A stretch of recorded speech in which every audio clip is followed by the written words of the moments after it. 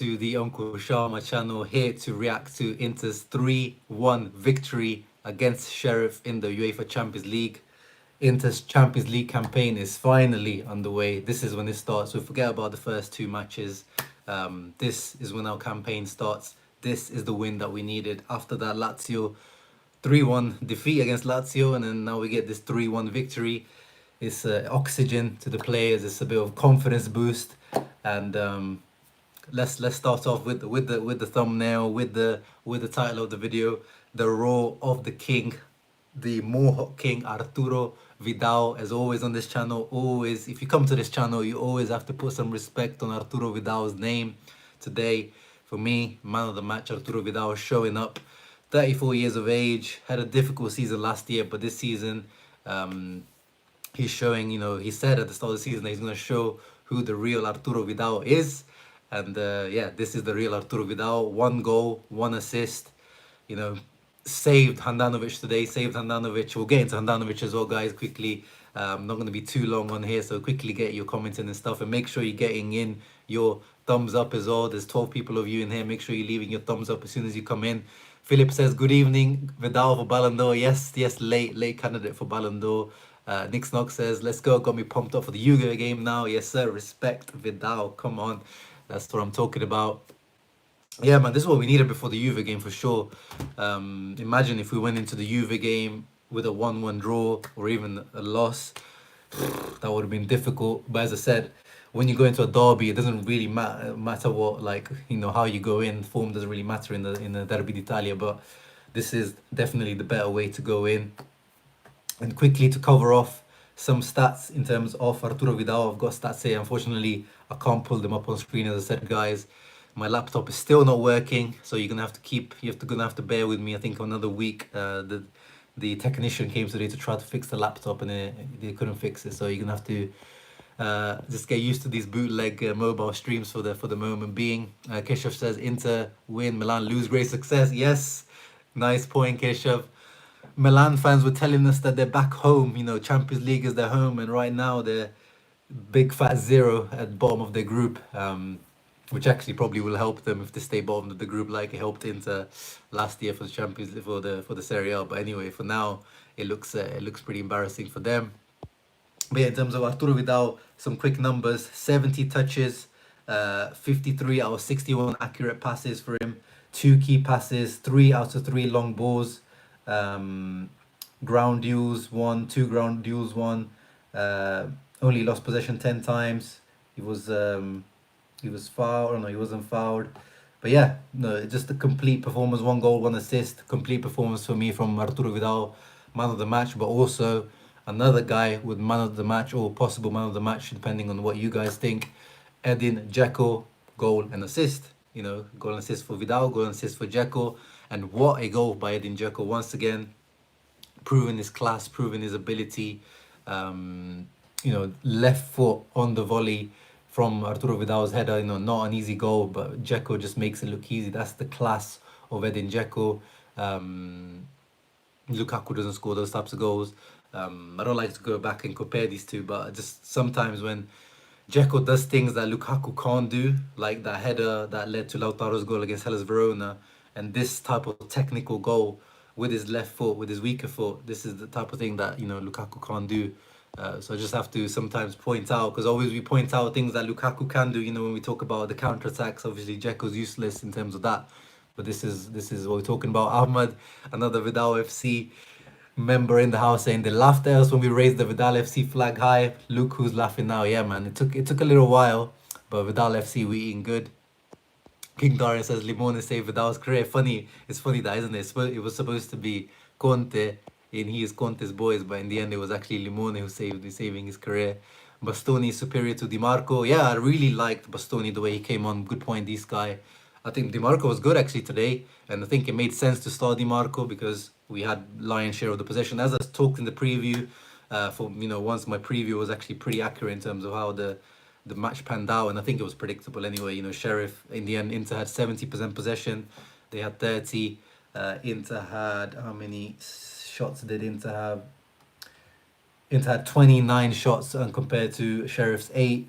8 on target compared to their 3. So yeah, everything was pretty much as expected. So DiMarco being in the team, and of course in the absence of Hakan, he's the set piece taker. I think he got tired just running up and down to the each corner flag to take the corners. Poor DiMarco, he had to take every single corner until he was on. But yeah, Bastoni has received criticism recently, quite rightly. He's not been at his high standard recently, but today he came on with great energy. You know, you could see that he was kind of hungry, maybe to prove a point that, you know, don't count me out. Like I am the starter in this position, and yeah, I still think that position is Bastoni's. There's no doubt about that. You know, DiMarco, it just doesn't give me those securities defensively. But today it was the match to play DiMarco because we had so much lion's share of the possession.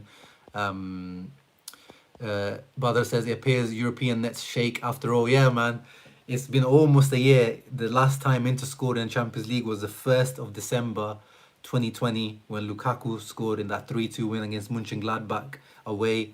That assist from Hakimi. That's the last time Inter scored. So yeah, it was very much overdue. That goal, and it's good that, you know, Edin Dzeko was the one to break. Lukaku was the one to score the last goal, and Dzeko is the one to break the duck now. Paul Grant says big win today for the lads. Yeah, definitely, bro.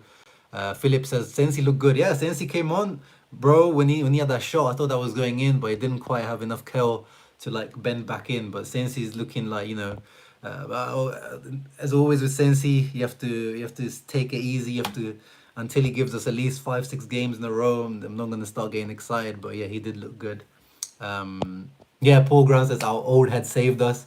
A 34-year-old in Vidal and a 35-year-old in Dzeko is literally the two people that saved us today. So respect to these oldies, to the OAPs, to the retirees, to the almost retired guys. The experience they're showing through. So happy for De Vrij. Yes, good point. De Vrij also, I think he had a good performance today. De Vrij, apart from that one point where Bruno beat him 1v1 in the second half, it was a bit too easy. But De Vrij today, yeah, and it deserves that goal. And it's good that the goals are getting shared out in defense now. You know, Skriniar was hogging all the goals from the defenders, and I'm happy that that De Vrij got a goal today. Now we just need Bastoni to get one to get his confidence back to peak levels. Who else? Oh, even Perisic, guys, today. Even Perisic, once again. I hope there's no more even Perisic doubters out there. You know, even last season, I was on this guy's train, and I was like, you know, that was one of the victories I had last season, of the even Perisic train. And this season, this guy, if he wants to remain at Inter, I would be willing to have a conversation with him, because if he's willing to drop his wages, his current wages, 5 million net, is too much for us. But if he's willing to drop his wages, I know he's 32 years old, but, you know, how many you know, players like him are you going to find? This guy is like, you know, having, when we're attacking, is kind of having like an attacker. When we're defending, he has become, you know, a good defender as well now. He's an athlete, he's a professional, he takes care of himself. He's good in the air, like, you know, he provides a goal threat, assist threat.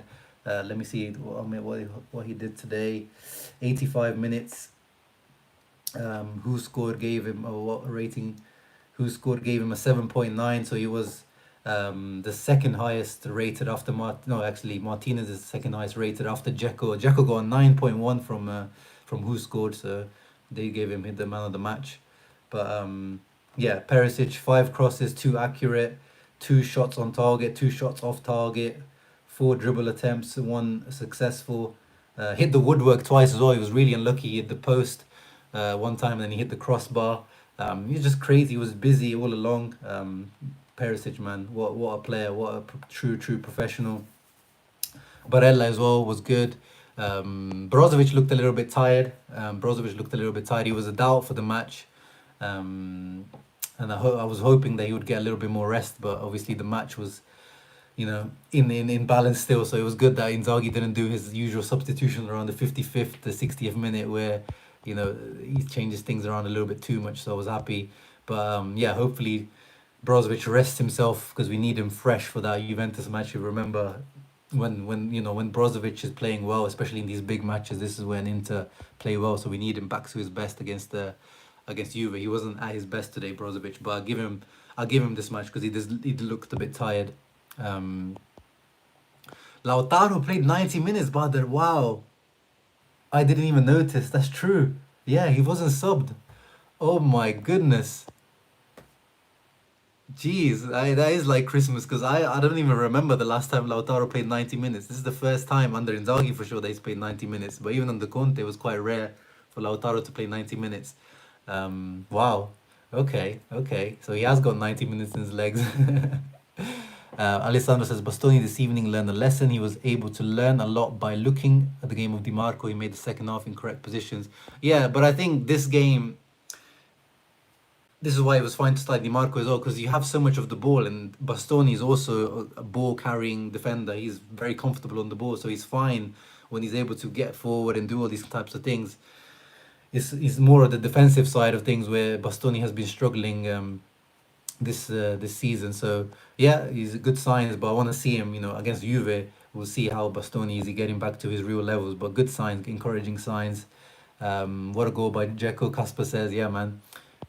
You didn't think he would be this good. Yeah, that's the thing. A lot of people were counting him out, and I always said from the beginning, this guy is not dusted. This guy is not dusted. Indro makes a very good point, Indro. I think that's the point I'm going to move on to now.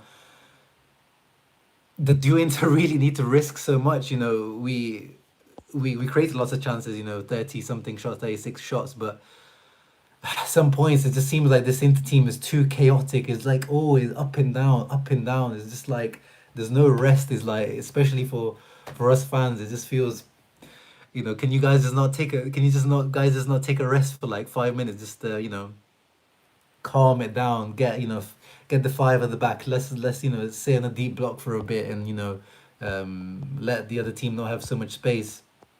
But Inzaghi said in his pre-match press conference, and then we'll find out this season what Inzaghi is made of. Is he going to be able to adapt, or is he going to continue in this kind of ultra attacking manner?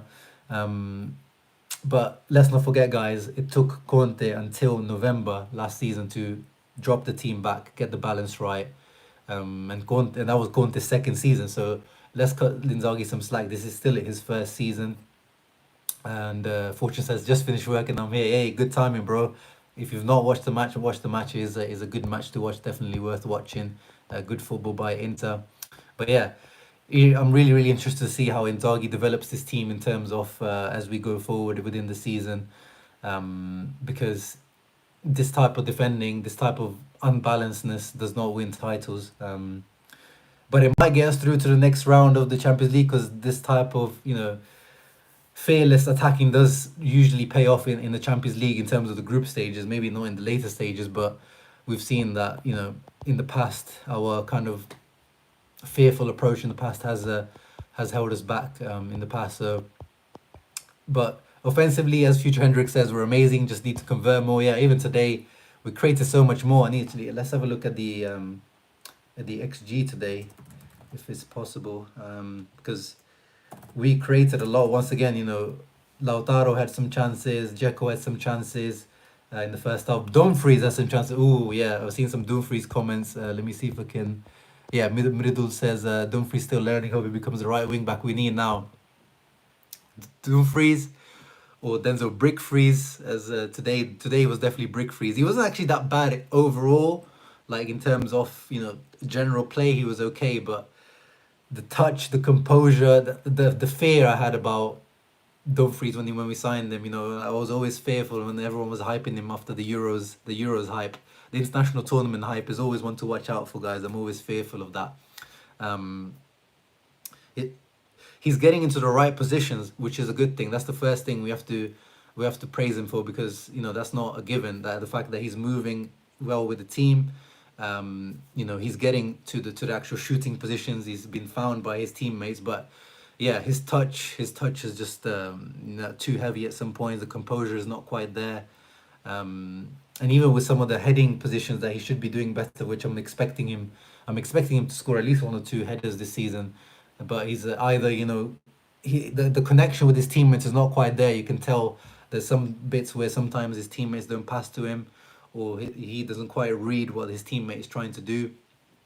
Yeah, Indra makes a good point. Maybe he's trying a little bit too hard at the moment, but I don't think he's particularly trying anything particularly difficult, in my opinion. It's not like he's trying to do crazy things. He's doing pretty in that position, you shoot. That's what he did. Like, I don't think he's trying to do particularly anything difficult. But also defensively, at some points, it seems like he's out of position quite a bit still. I think, but that kind of thing we expected, that, you know, he's going to take him time to adapt. He's coming from Dutch football, which is, you know, Dutch football, all respect, but the Dutch league, you know, is that's freestyle football there in terms of tactics and stuff. So he's got a big learning curve there. He's coming from a four at the back system. You know, I think PSV played primarily 4-3-3, 4-2-3-1. So he was a right back mainly. He only played as a right wing back for Holland at the Euros, and yeah.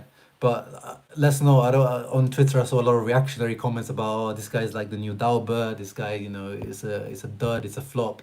Let's give this guy time. I quite like. He definitely, you can see what he adds in terms of the pace that he has on the counter attack. The physicality he has is definitely good, but just need him to, yeah, work on a few things, and I think he can be definitely a good player. But we know, guys, if you're expecting him to replace Hakimi in terms of like to like, that's never going to happen. Anyone that we could bring in would have been a downgrade from Hakimi. That was always the issue. It was just how much of a downgrade from Hakimi.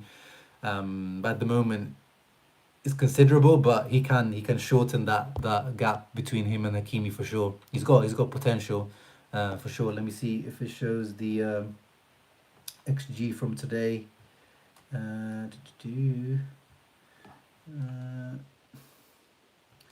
This is from last season. It's not showing me the XG, but anyway, yeah, we definitely, you know, should have scored more than 3 goals for sure. Alessandro says, let Dumfries learn more Italian, let him be more relaxed. Everybody expecting another Hakimi. He's different, but like with the assist this evening, he will grow tactically. He will learn a lot. Yeah. I hope people are not expecting another Hakimi, because that's just not gonna happen. Hakimi cost 60-70 million for a reason. That's why we sold him for that much, and there's a reason why this guy cost only 14 million. But Ahmad says Brozo got man of the match. Oh, did the official UEFA give him man of the match? Oh, that's weird. I mean, for me, it would have been a clear decision between DZEKO or VIDAL. I wouldn't have been mad for DZEKO or VIDAL. That's a weird one to give it to Brozovic, because I definitely felt like yeah, it wasn't bad, but it definitely was not one of his best matches in my opinion. Lord Figo says Dumfries just needs time. Yeah, I agree, man. I'm definitely not cutting. You know, I'm definitely not saying that, you know, I've given up on this guy, but the fears I had about Dumfries, he didn't show them in that first match against Bologna, and I was like, oh, okay. But the last few matches, he's showing the fears that I had about him in terms of technicality and defensively. But yeah. I think my description of him was perfect when we signed him. Yeah, you were very useful in your description for sure. I remember. What else, guys? I'm not gonna stay on too long.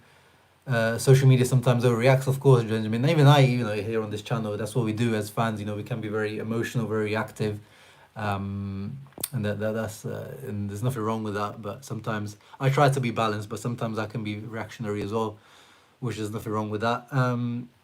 We didn't have the budget to get a top tier right wing, but yeah, exactly, man. The Marotta. This is why I praise Marotta. He did the best he could with a shoestring budget.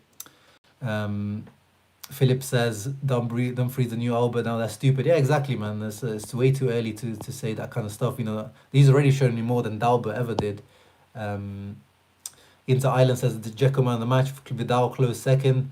Dumfries definitely getting better, and if Sensi can stay fit, he can be a crucial piece. Yeah, there's no doubts about Sensi, guys, and you guys know, like, Sensi is one of those guys that if he was a regular in this team, I would get his name. I don't even get names at the back of the shirt. I really like Sensi, but until he gets fit, there's no even I don't even want to consider him as part of the squad, if you know what I mean. I know it sounds harsh, but that's just how it is. Well, at least Dumfries still run hard. Nothing can beat Dalbert performance against Empoli. Oh, don't remind me about that one, bro. Don't remind me about that one. Oh yeah, for the Brozo interview part 2. That's the advantage of Brozovic getting the man of the match in the Champions League, because you have to do an interview when you win the Champions League man of the match, and his interviews are always funny. Yeah, Matteo, another good game for Perisic. We mentioned that. You know, what top professional. Who else came on substitutes wise? Oh yeah, Kolarov looked decent when he came on. So, you know, we always slander him, but he looked decent when he came on. Fair play to him. Alexis came on. He had 15 minutes. Alexis looked good as well. Yeah, everyone's back. No, there's no injuries at the moment in the team, guys.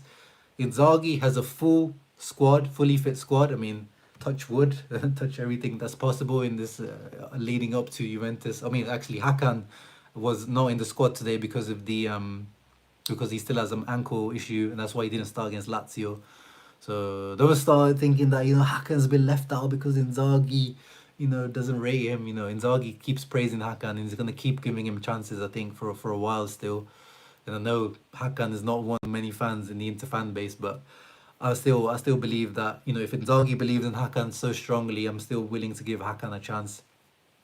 But yeah, Hakan apparently is the only one injured at the moment, and yeah, we've got a full squad at the moment. So Inzaghi's got a very good, very hard decision to make for the Juventus match. Jonathan says, should Inter offer Perisic an extension? Yeah, I touched on that at the beginning, Jonathan. I think it depends on both sides, because I think it also depends. I heard that, or I read, is Perisic is also ready to try a new adventure. He's in the past he put a transfer request in when Arsenal wanted him once.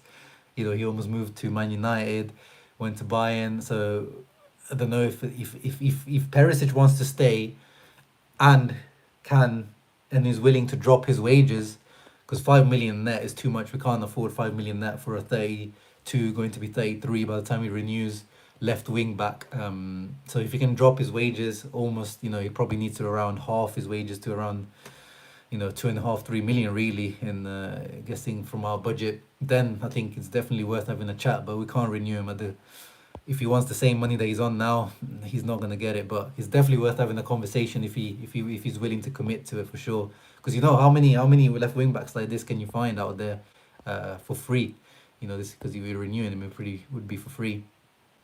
Hakan Reeks Said says Juventus, here we come. Yeah, we're coming for you, Juve. But one thing we have to talk about, guys, and we'll talk about in the preview, but we can't be this open against Juventus. We can't be as open as we were against Lazio, because Juve, if you watch the Juventus Roma match, those guys are full terrorists, like these guys were today. 30% possession. I wouldn't be surprised if in the Juve match Inter end up having 60% possession, because Juve are not interested to have the ball or keeping it, unless it's just to keep it for the sake of it and run down the clock like they did against Roma. Those guys just want to counter-attack. Chiesa plays as a striker now. So we don't need to leave these guys those spaces that we left today, for sure. Limone is the guy who revived the career of Immobile, Luis Alberto. True, and he can do the same with Hakan. And the way he keeps talking about Hakan, that's what gives me the faith. Thanasis asks, who do you think is the better option as a midfielder next to Barella and Brozovic? I mean, if he was fit, as I said, it would be Sensi. That's still, in my opinion, the best midfield Inter have put out in the last 2 or 3 years. The Sensi, Brozovic, Barella midfield that we had in the first 2 months under Conte. I think that's the best midfield we've seen at Inter the last 3 years. But Sensi, as I said, don't even consider him part of the team until he puts in at least 2 or 3 months of consistently without getting injured. So if it's not Sensi, right now it has to be Vidal, I think, at the moment, because Hakan has been up and down, more downs than up, and he struggled to adapt to this new mezzala position. Gagliardini, yeah, we saw against Lazio, for me, he was the worst player against Lazio, and technically he's just not there. So I think Vidal just offers a little bit of everything, and especially at the moment, he's not going to offer you 90 minutes, but with Inzaghi, we know we don't need 90 minutes. He's willing to sub you after 60 minutes. So I feel right now, and he proved that today, I think, Arturo, he proved that with the header, he's a danger in the box in terms of heading ability. Even though he's not the tallest, he's always been very good in the air. Final ball, shooting, finishing as well today showed. He didn't show that last year, a lot of these things that when we signed him, I was expecting Vidal to provide. But yeah, for me, I think Vidal at the moment is the number one choice. And obviously, it would otherwise, if everything lines up, it would be Eriksen. Sell him and replace him with Kostic. Yeah, now Kostic, if he's available on it for a good price, he's definitely probably the perfect replacement. And I've always wanted Kostic at Inter. Attack and inshallah, I like that one. Sharma, you think Limone can play with 3-4-1-2 with Hakan as a 10? Yeah, he definitely can. But once again, we saw that last year. That formation seems to leave us a little bit, exposed. So I'm not too keen on trying that one. Um, Inzaghi seems to be pretty happy with how Inter looks during matches. Needs to wake up. He in Lazio with zero expectations. Yeah, we talked about that in the preview. That um, I'm not sure how to read into his press conference comments. Is he just happy or like content with how this team attacks really well, creates a lot of chances, but also leaves a lot of space? He seems to be almost accepting of it. But at the same time, I remember Conte last year. If you think back, he was making similarly confusing comments where he was talking about I'd rather win 5-4 than 1-0, and I was like, what is going on? What is this guy? Is this like Antonio Conte's clone? But yeah, Inzaghi definitely needs to realize that at Inter you can't be you can't be Marcelo Bielsa's Denik Zeman over here if you want to win things. Um, the Icardi drama coming in as well. We can talk about that at a different time. This, the gossip. This is not World Star. This is not World Star. But yeah, I'm not. Don't involve me in any of the Cardi back stuff. I've always been against that guy coming back in any form or shape. And I don't want any of that Wanda Nara drama touching me or Inter. But some people say that I was in Paris just a few days ago, and this when the drama all kicked off. So I'm not confirming nor denying that it was me that caused the Vandanara to turn her head. Vidal and Vecino are always game-changing substitution, but they struggle as starters. Yeah, I mean, Vidal has shown that he's a game-changing substitution, but today he's also shown that he's a good starter, whereas I think Vecino's not really shown that as a starter yet, that he's good. I think today Vidal showed that he's a good starter, and last year against Juventus, he had, probably his best match of the season as well, Vidal. And Vidal against Juventus is that extra bite, as we saw last year. He wants to be, he wants to score against Juventus. He's that kind of guy, and he's going to be extra fired up, so why not? Zizo says, does Inzaghi seem less fired up on the sidelines compared to his time with Lazio? It's harder to tell now, honestly, because with the crowds back as well, because obviously you could hear coaches like very well last year season, couldn't you? Now it's harder to hear when the crowd is back. But no, I see Inzaghi very animated still. You see him all the time. I wouldn't say that at all. Maybe you haven't seen him step onto the pitch like he did with Lazio sometimes, but he's only been there for like 3 or 4 months, guys. He was at Lazio for 5 years, so obviously you're gonna have loads of those clips. You have to give this guy. But no, I'm not seeing that lack of fire from Inzaghi for sure. In this match, we recovered the ball in higher position, handled Sherrif quite well. Yeah, we handled the counters quite well, but there were a lot of counters that did get through. And I think, we've had this conversation in the past, when Conte was trying to play the 3-4-1-2. Brozovic is not the midfielder he's not a defensive midfielder if you want to play high pressing, high line football, because he just doesn't have the physicality, the pace, to tackle people. Like people can just run past Brozovic very easily in open space. That's not his fault. That's like playing, when Jorginho had those issues at Chelsea when he first moved to the Premier League. If you expose him, that's what happens. So if this is the type of football that Inzaghi wants to play, we probably need a different profile of defensive midfielder, more of a defensive, someone a bit more physical, a bit more athletic. I'm not saying it has to be Ndidi, but what I'm trying to say, like the Ndidis of this world, someone who can cover ground like Brozovic, but a little bit quicker, a little bit more, with a bit more strength, better tackling ability. Maybe not as good on the ball, but just kind of keeps the ball recycled, just so we are able to cope with these high turnovers at some points. Keston says he wasn't impressed with Dumfries. Yeah, no one today seemed to be impressed with Dumfries, and quite rightly so. But we're gonna give the boy some time, man. We're gonna give Brickfries. Today it was definitely Denzel Brickfries or Dumfries, but we're gonna give the boy some time. Icardi can handle Sharma, Bollywood charm, yeah. Hey man. Link me with Wanda, not Mauro. If only we had Conte's defense and Inzaghi's attack. Yeah, if you could mesh the two. But that's the thing, guys. You can't have both. So yes, we want the team to be defensively solid and drop a little bit deeper, but we can do that with Conte last season because we had Hakimi and Lukaku on the counter. Who are we going to give the ball to now? Like on the counter, you have to... who's the release ball? we don't have that releasable. Maybe Dumfries could be that, but I don't see him being able to, you know, control a ball. If you switch the ball to him on a 60-yard switch to him, and him being able to control it and take it into his path like Hakimi would be able to. And you know, Inter had these triggers where they knew as soon as, you know, someone would get the ball, you know, Lukaku coming deep, you know, laying it off to Lautaro, switch of play, and then everyone's up into the box. We can't do that now. So there was a reason why Conte wanted Lukaku that badly, why he wanted Hakimi so badly. You know, these are key cogs that let him play a little bit deeper and let him counter attack. We don't have those pieces now. So Inzaghi is kind of forced to play this way because you know, Dzeko in open space, what's he gonna do? You know, the defenders are gonna be like, "Go on then, mate. Yeah, what are you gonna do?" So that's the thing. So yes, it'll be good to drop the defense a bit deeper, and we know that this defense defends better when it's, you know, a little bit deeper. Skriniar, De Vrij, Bastoni, they're much more comfortable, you know, bit deeper in the box. Well, most defenders would be, you know, in a deeper block. It's easier to defend. We've seen that with Chelsea. Rudiger, Christensen, Thiago Silva, you know, especially with Rudiger and Christensen, they're good defenders, but they're not at this high level that they are now. But it's because of the Tuchel system that lets them drop so deep. It helps them. So it's not, you know, a slight to our defenders, but it's much easier to defend in a lower block. But I don't know if this team would be good enough going forward if we play in a low block now. Even compared to Lazio, his Lazio team used to play in a bit of a lower block as well. His Lazio team didn't used to press high. They used to counter attack a lot, but they had Immobile. Immobile is very fast. Correa was fast. Luis Alberto is, you know, is quick from midfield. Lazzari is very quick.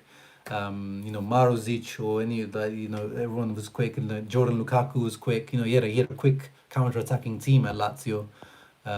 So it's a little bit different here at Inter, and we'll see. Let's give the guy time. Let's see how he adapts. Let's see. Obviously, big match, man, at the weekend. I'm excited. I'm scared. You know, the Juve match is the biggest match of the season for me all the time, every single year. But yeah, guys, 59 of you guys in here. It's only 27 thumbs up. Make sure you're leaving some thumbs up, guys. If you're watching this after, leave your comments down below on the match. Who you're man of the match? For me, as I said, Arturo King Vidal.